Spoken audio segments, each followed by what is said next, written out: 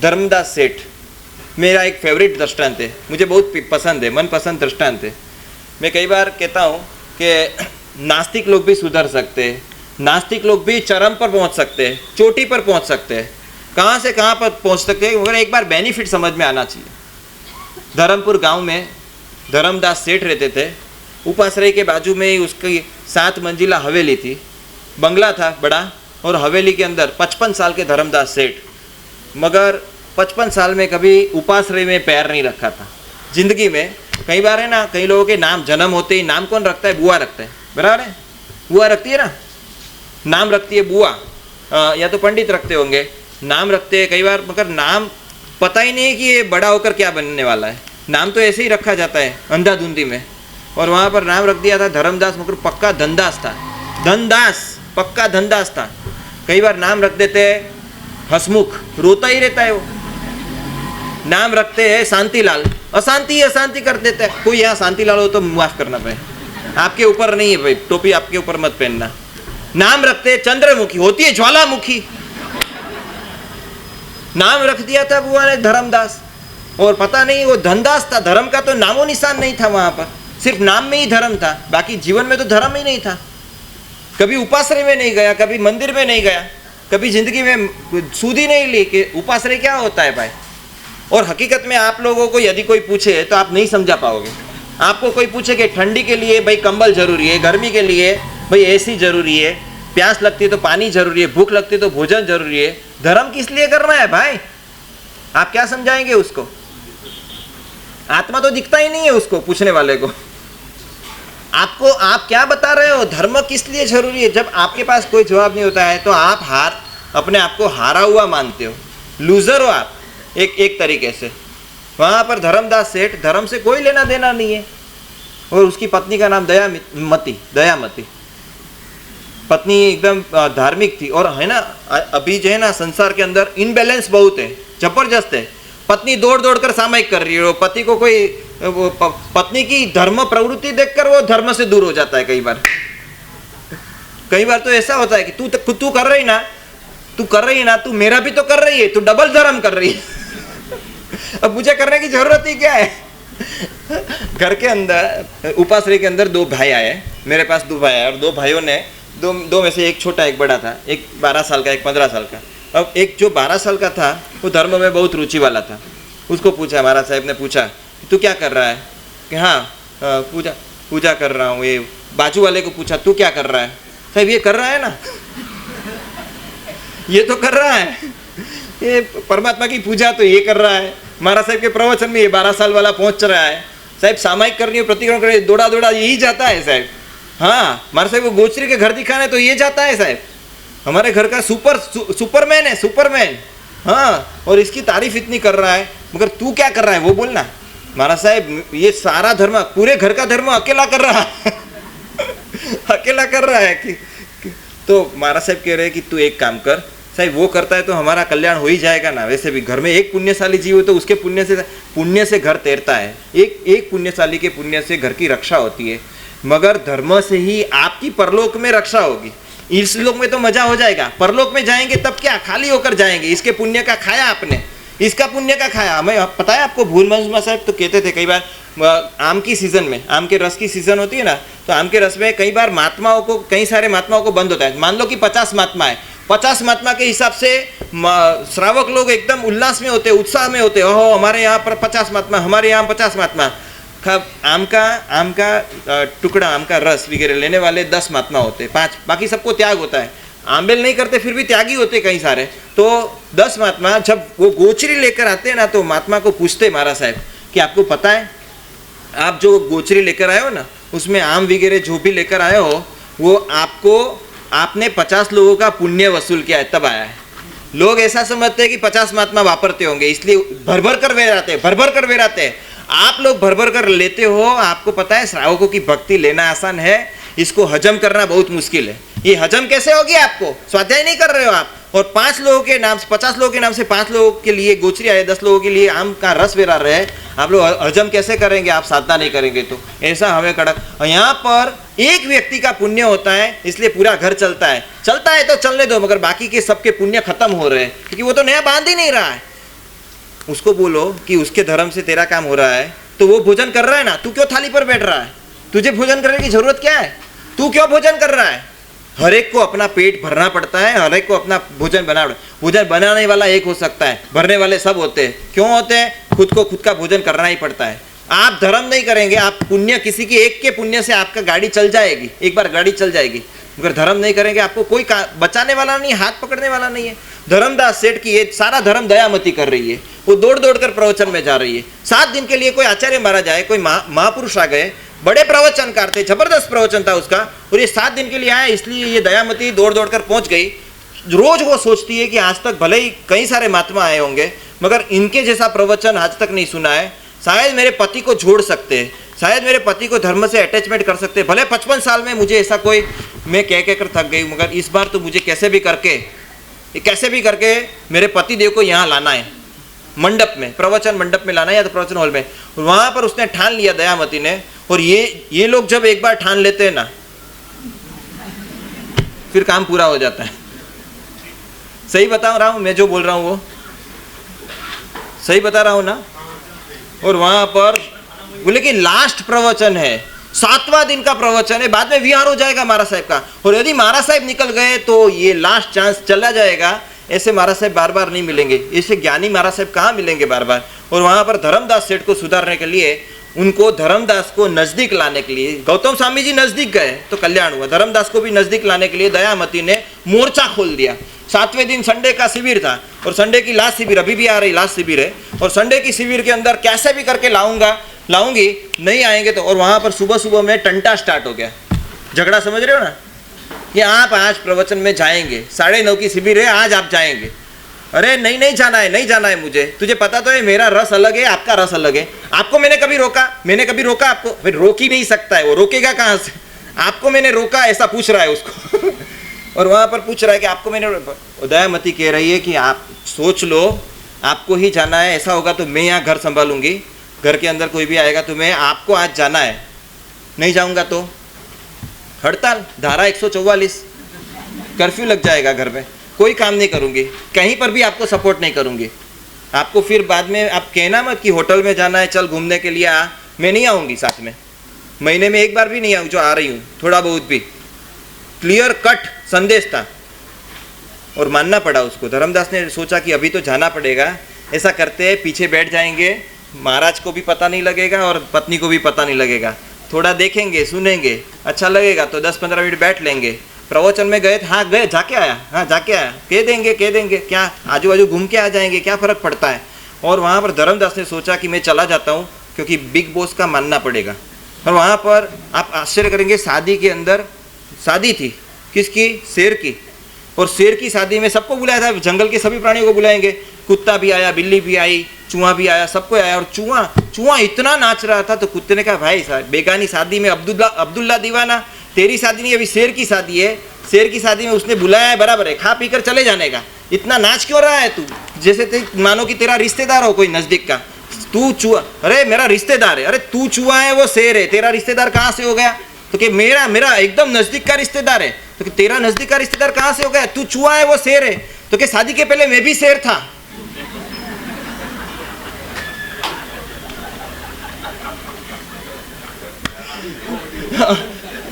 साहिब जी पोल मत खोलिए। शासन के अंदर 7 क्षेत्र है, आपको पता है?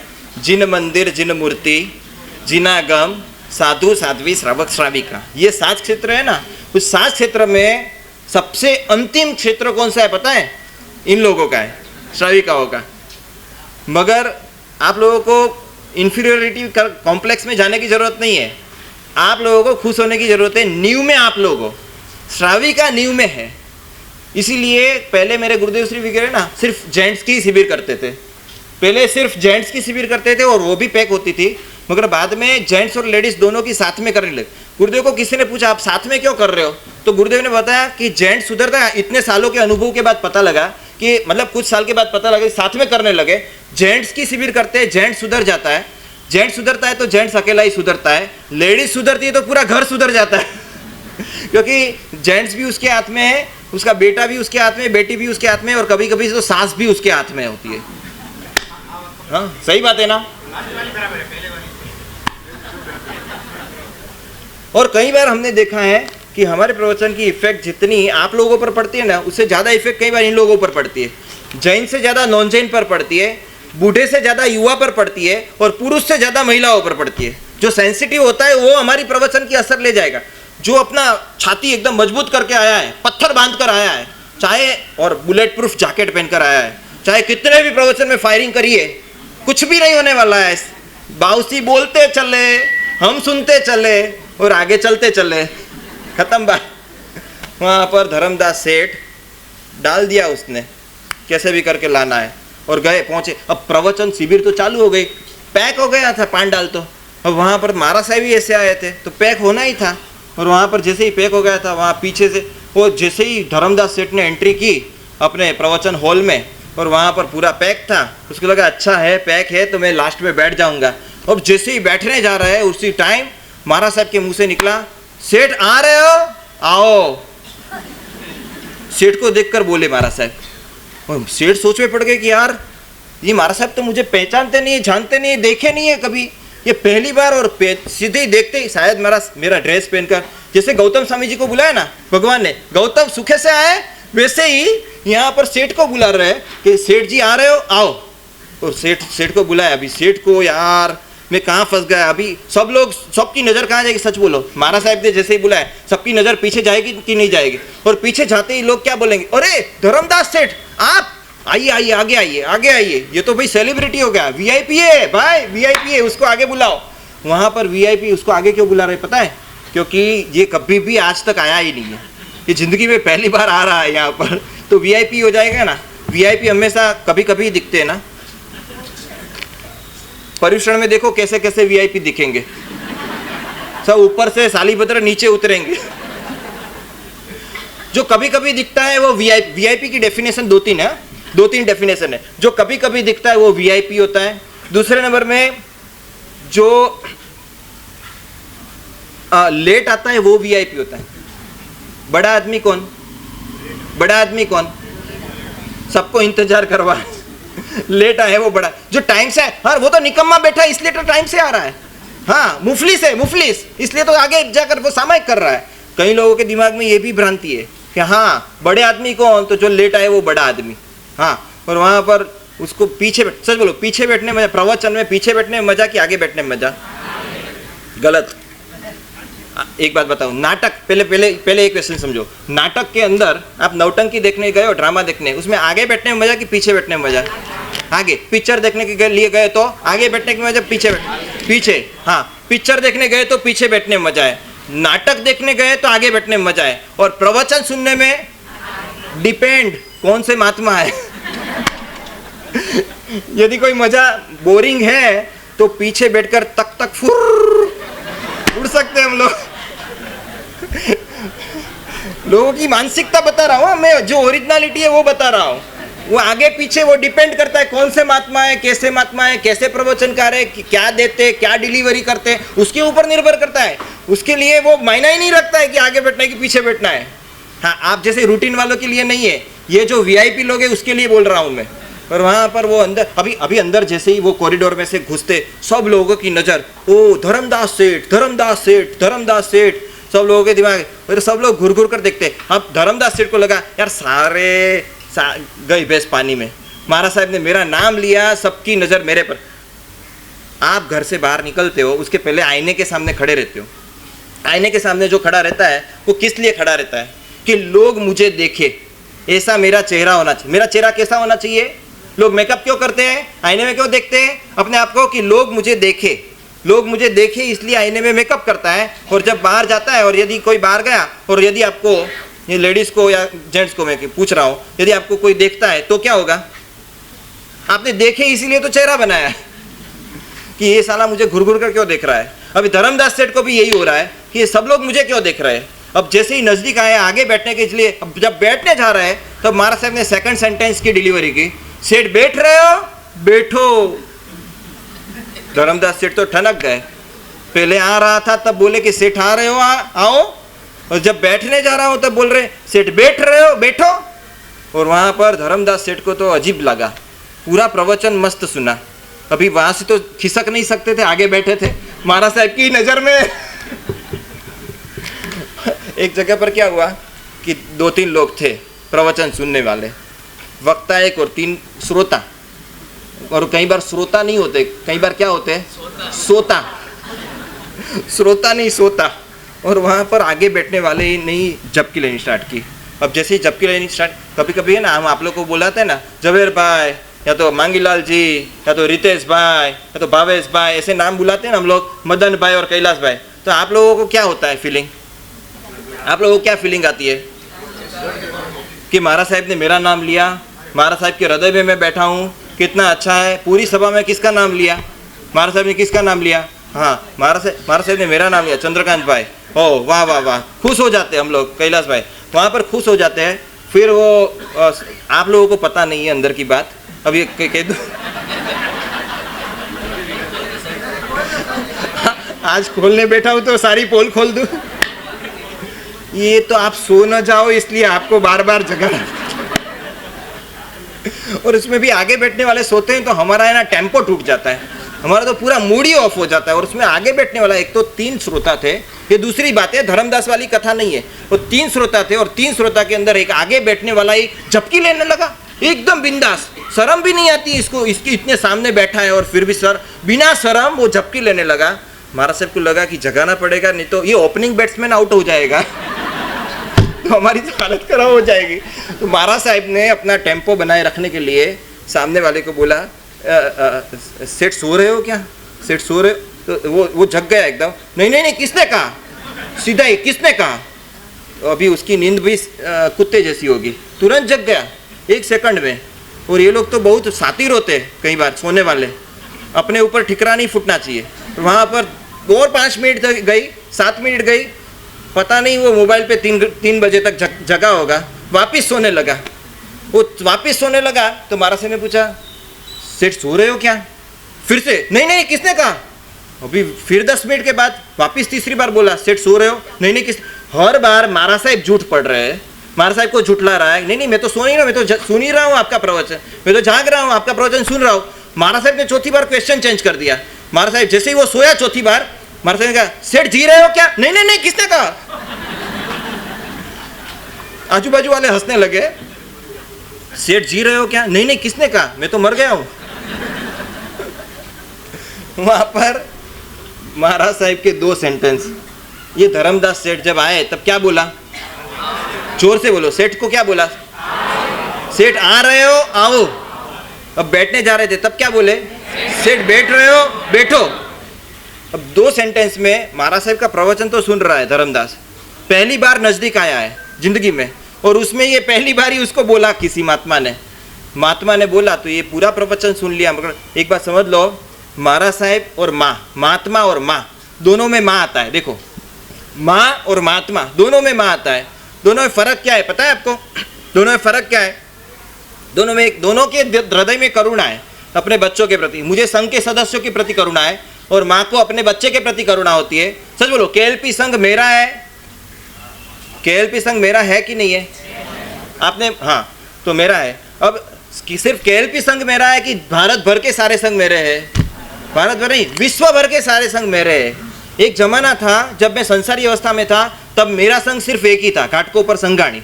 घाटकोपर संगाणी में मैं रहता था, मेरा संघ एक था, घाटकोपर संगाणी। मैंने दीक्षा ली और दुनिया भर के सारे संघ अब मेरे हो गए। तो महात्मा को करुणा होती है अपने संघ के सदस्यों के प्रति, और माँ को करुणा होती है, माँ का भी बच्चा होता है, महात्मा के भी संघ के श्रावक श्राविका है। दोनों में फर्क क्या है? फर्क इतना ही है, माँ बच्चों को सुलाने के लिए लोरी गाती है और महात्मा संघ को जगाने के लिए प्रवचन करते हैं। बस इतना फर्क है। आपको जगाने के लिए आया हूँ। पर्युषण आ गए नजदीक में 20 अगस्त से, जागो जागो जागो जैनो जागो। और वहां पर धर्मदास सेठ ने सब सुन लिया। अब वो खड़े हो रहे थे तो इसको पता लगा कि महाराज साहब का प्रवचन पूरा होने की तैयारी में है। आप लोगों को पता नहीं कौन सा ज्ञान होता है, जाति स्वर्ण ज्ञान है, मनोप्रयोग ज्ञान है, अवधि ज्ञान है, और इसमें भी बहने में तो कई जगह पर इतने पावरफुल माइंड वाले होते हैं, पावरफुल माइंड वाले, उनको तो वो तुरंत ही कटाशा घड़ी करने लगते हैं। भाई सर्वमंगल नहीं हुआ उसके पहले उसको पता लग जाता है कि अभी सर्वमंगल की तैयारी है, वो घड़ी करके सीधे ही निकल जाते हैं फट करके उठ के। और वहाँ पर आप आश्चर्य करेंगे, उठकर जाए उसकी ना नहीं है, जाए तो और 4-5 लोगों को लेकर उखाड़ कर जाए और जाए और फिर ऐसी यदि बहन चली गई और अचानक कोई भाई खड़े हो गए, वो बहन तो चली गई, 8-10 जो चली जाने वाली थी वो चली गई, कौन सा ज्ञान था उसको पता नहीं, मगर एक ज्ञान की कमी हो गई थी, इसके कारण वो भाई खड़े हो गए। आज महाराज साहब निर्मोह सुंदरवार साहब जो है उसका आज जन्मदिन है, इसलिए अभी आज नहीं है भाई, ये तो एक काल्पनिक रूप से एक भाई खड़े हो गए, 1000-1000 रुपए की प्रभावना है सबको, और सब लोग ना वो चली गई, वो तो अपने मकान में पहुंच गई, घर पे पहुंच गई। वो तो वहाँ पर महाराज साहब का जन्मदिन के निमित्त एक भक्त को अचानक लास्ट में भाव जग गया, पहले नक्की नहीं था, और वो 1000 रुपया की गड्डी लेकर खड़ा रह गया, मतलब 500 की गड्डी लेकर खड़ा हो गया, और वो 1000 सबको दे रहा है। और बाजू वाली जो थी उसकी सामायिक लेट आ रही थी, इसलिए बैठी थी बेचारी बैठी थी, और वो वहाँ से निकल गई और जाके अपने पड़ोसन को कहती, सुना तूने ब्रेकिंग न्यूज़, तो क्या आज 1000 रुपये की प्रभावना थी। अब सच बोलो क्या होगा उसकी हालत क्या होगी जो निकल गई 2 मिनट पहले। वहाँ पर धर्मदास सेठ जहाँ खड़े हो रहे थे और महाराज साहब बोले खड़े हो रहे हो, खड़े हो जाओ, खत्म बात। और वो जा रहे थे तो महाराज साहब ने चौथा सेंटेंस बोला, सेठ जा रहे हो जाओ। पूरी सभा चौंक गई कि महाराज साहब के पीछे 4 सेंटेंस क्यों बोले। खुद धर्मदास सेठ चौंक गए, उसको ही पता नहीं लगा कि ऐसा क्यों बोला महाराज साहब ने, ऐसा बोलने की जरूरत क्यों पड़ी। और वहाँ पर घर पे गया, घर पे जाकर अपनी पत्नी को कह रहा है, पत्नी ने सीधा ही पहला क्वेश्चन, प्रवचन कैसा लगा। अरे जबरदस्त था प्रवचन तो, मगर महाराज साहब ने जो 4 बात बताई ऐसा क्यों बोला, महाराज साहब को मुझे ही टारगेट करने की जरूरत क्या थी। अरे महाराज साहब ने आपका नाम लिया, आप तो भाग्यशाली हो, सौभाग्यशाली हो, आपका नाम कौन, सबके बीच में आपका नाम लिया, मतलब नाम भी जानते नहीं है फिर भी बुलाया आपको, सेठ आ रहे हो आओ। क्या बोला तो कि सेठ आ रहे हो आओ बोले। फिर बैठने जा रहा था तो बैठ रहे हो बैठो बोला। फिर खड़े होने जा रहा तो खड़े हो रहे हो खड़े हो जाओ बोला। जा रहा था तब बोला कि जा रहे हो जाओ बोला। चारों, अरे भाई सौभाग्य है आपका, हमें कभी नहीं बोलते महाराज साहब, आपको बोला आपका सौभाग्य है। नहीं ऐसा क्यों बोला, ऐसा बोलने की जरूरत क्यों पड़ी। अरे कोई सीक्रेट होगा, कोई ना कोई सीक्रेट होगा, उस सीक्रेट मुझे जानना है। अरे महाराज साहब को ही जाकर पूछो। दयामती क्या कह रही है, महाराज साहब को ही जाकर पूछो कि ये इसके पीछे सीक्रेट क्या है। आपने ऐसा सेंटेंस, नहीं मैं महाराज साहब के पास नहीं जाऊँगा अभी। नज़दीक जाने में क्या होता है, डर लगता है। पता नहीं हमारे नज़दीक आने में डर क्यों लगता है। हमारे नज़दीक आने में क्या हम दाऊद इब्राहिम है क्या वो कूनो पार्क वाला चीता है हम लोग, सिंह है, बाघ है, टाइगर है, कुछ नहीं है हम लोग तो आपके जैसे इंसान है भाई। 2 हाथ है, 2 पैर है, 1 सर है, 2 कान है, 2 आंखें है, हाँ आपके जैसे इंसान है। आपको डर क्यों लगता है हमारे पास आने में। गए धर्मदास तो अभी दुकान पे गए भोजन करके, अब भोजन में अभी दुकान पे बैठे है, कोई ग्राहक आ रहा है तो धर्मदास सेठ उसको देखकर आ रहे हो आओ।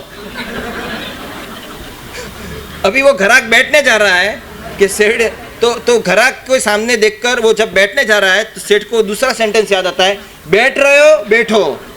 ग्राहक जब खड़ा होने जा रहा है, खड़े हो रहे हो खड़े हो जाओ। तो जब ग्राहक जा रहा है, जा रहे हो जाओ। 4 सेंटेंस बार बार दिमाग में आता है, बार बार आ रहे। रात को सोने के टाइम धर्मदास सेठ तो दुकान से भी आ गए, भोजन भी कर लिया, सोने के लिए बेडरूम में घुसे। बाजू में दयामती है, दयामती को कह रहे हैं कि भाई पता नहीं महाराज साहब ने ऐसा क्यों कहा। तो कि कहाँ होगा, ज्ञानी महापुरुष है, कोई सीक्रेट होगा उसके पीछे। मगर नहीं ऐसा कहा ही क्यों, मुझे ही क्यों कहा। अभी भूल जाओ ना यार, प्रवचन याद रहेंगे तो लाइफ डिस्टर्ब हो जाएगी। क्या बोल रही है दयामती क्या कह रही है। प्रवचन याद नहीं रखने का, बहुत प्रवचन याद रखेंगे तो डिस्टर्ब हो जाएंगे। प्रवचन भूल जाने का, प्रवचन मंडप तक ही रखने का, ये दयामती सलाह दे रही है। बोलो, इतनी धार्मिक व्यक्ति फिर भी कह रहे कि देखो आपको सोना है, नींद नहीं आएगी, आप चाहे 4 सेंटेंस याद रखेंगे नींद नहीं आएगी। और सच बोलो, मेरा प्रवचन आपकी लाइफ को डिस्टर्ब करे ना तो समझना कि चातुर्मास सफल हो गया, ये मेरा प्रवचन सफल हो गया।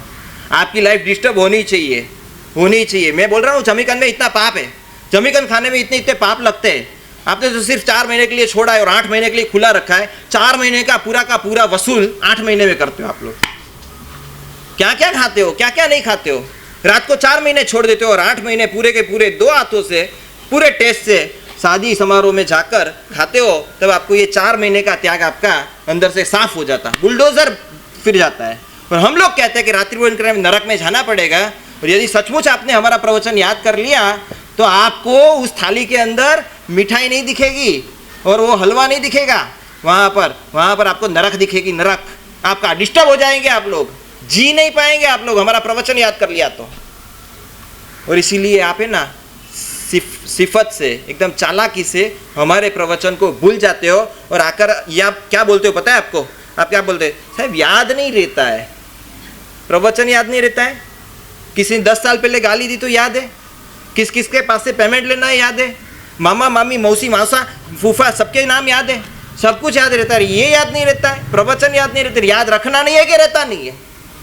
सच बोलो तो प्रवचन याद रखना नहीं है कि रहता नहीं है? और धर्मदास तो सो गया रात को 2:30 बजे। आगे बताऊं कि ये प्रवचन, ये स्टोरी एंड कर दूं कि कल रखूं? इसका सीक्रेट में महाराज साहब ने क्यों बोला था, उसका सीक्रेट आ रहा है अभी।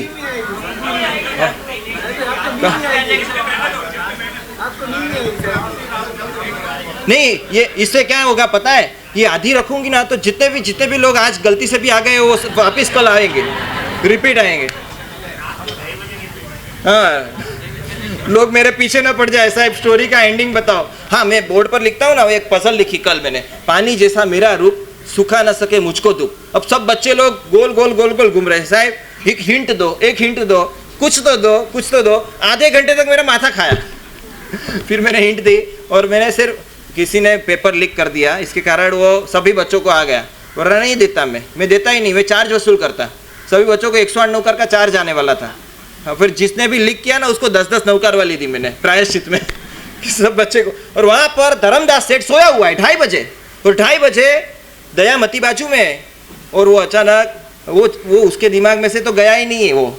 हाँ, सेठ आ रहे हो आओ, सेठ बैठ रहे हो बैठो, सेठ खड़े। और वहां पर 2:30 बजे रात को 4 से 5 चोर बंगले में छेद करके अंदर घुस रहे थे, और उसी टाइम सेठ के मुंह से नींद में निकल गया, आ रहे हो आओ।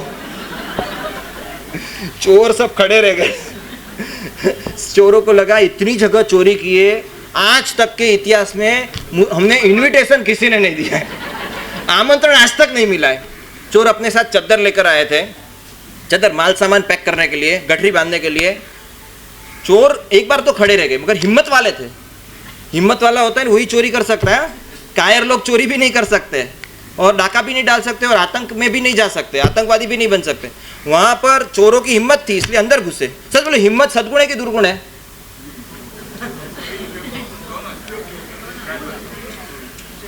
पत्नी को मारने के लिए हिम्मत है तो दुर्गुण है, बेटे को हाँ कांड करने के लिए हिम्मत है, तो शराब पीने के लिए हिम्मत है आपके अंदर तो दुर्गुण है, पाप करने के लिए हिम्मत है तो दुर्गुण है, मगर धर्म करने की हिम्मत है तो सद्गुण है।